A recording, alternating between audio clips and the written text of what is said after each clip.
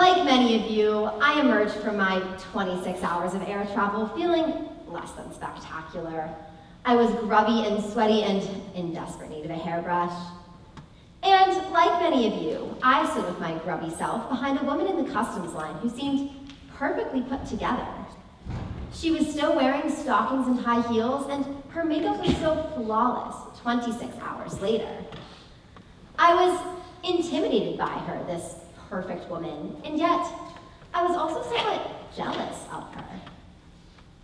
But then a woman named Nanette Hammond came to mind. Self-proclaimed real-life Barbie, Hammond has spent over $500,000 deforming her body with plastic surgery and has become the laughingstock of tabloids. From there, I remembered that I like who I am. Well, especially after a shower into now. Hello everyone, I'm Jennifer Jaffe, and it is my honor to be speaking to you today. For Hammond and so many other women, Barbie has served as the model for the perfect life. Beauty, wealth, prestige, and a boyfriend. Yet, why have so many come to glorify this lifestyle? The contemporary feminine ideal began to emerge in the United States in the 1920s. As the industrial and agricultural revolutions gave way to abundant food, clothing began to be manufactured in various standardized sizes.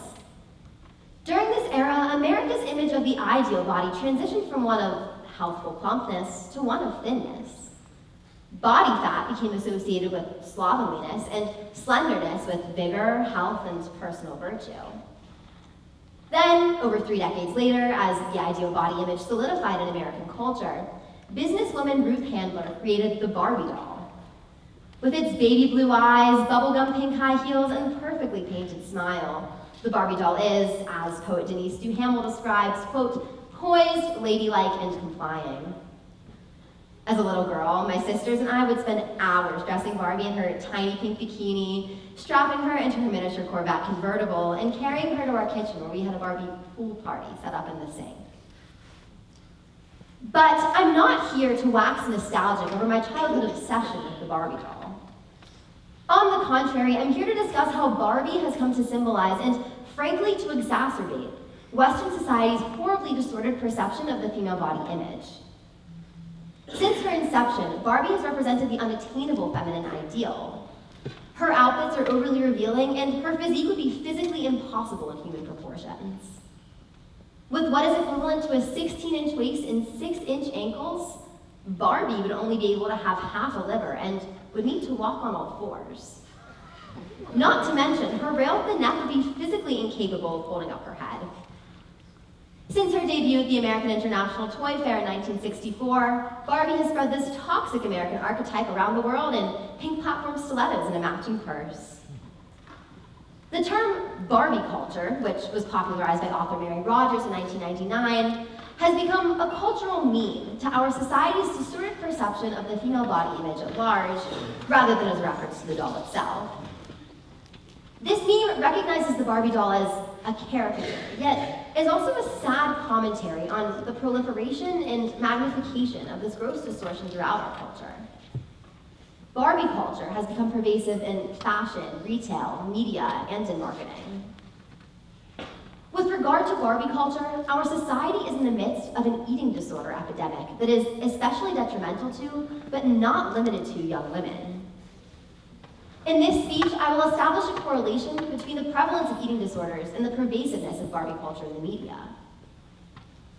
Eating disorders, such as anorexia, bulimia, and binge eating disorder, have become increasingly prevalent across genders and social classes.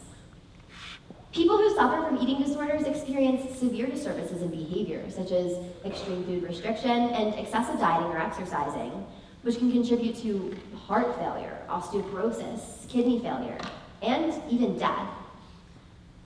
Eating disorders are becoming problematic all around the world.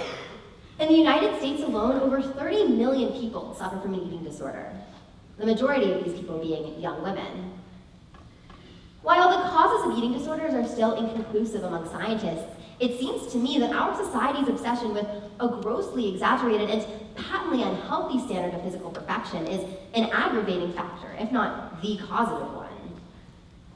Although scientific evidence suggests a biological impetus for eating disorders, If that were the only factor at play, it would leave unexplained the fact that the number of reported cases has been rapidly increasing since 1950, which is the very period marking the emergence of Barbie culture. Therefore, the pervasiveness of Barbie culture in the media leads me to theorize that Barbie culture is a contributing factor to the eating disorder epidemic. Even young children are exposed to Barbie culture through TV and advertisements. A Disney Channel TV show called Shake It Up, for example, targets viewers around age 9.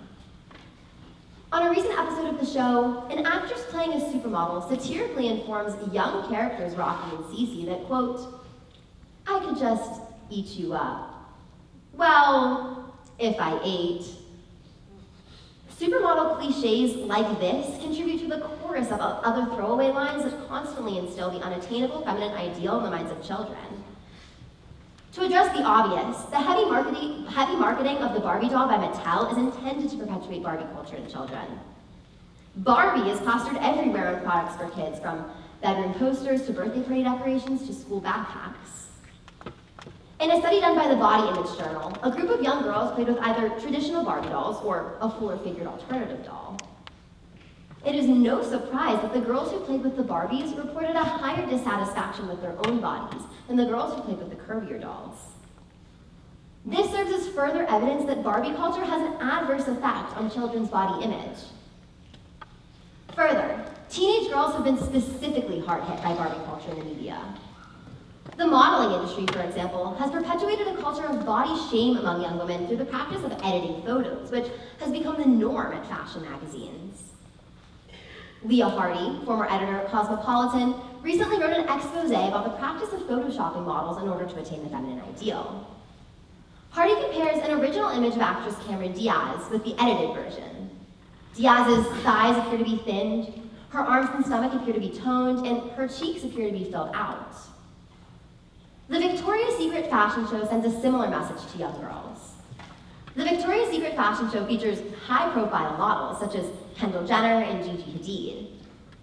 In 2015, Snapchat did a special feature on the show, including behind-the-scenes footage of the models.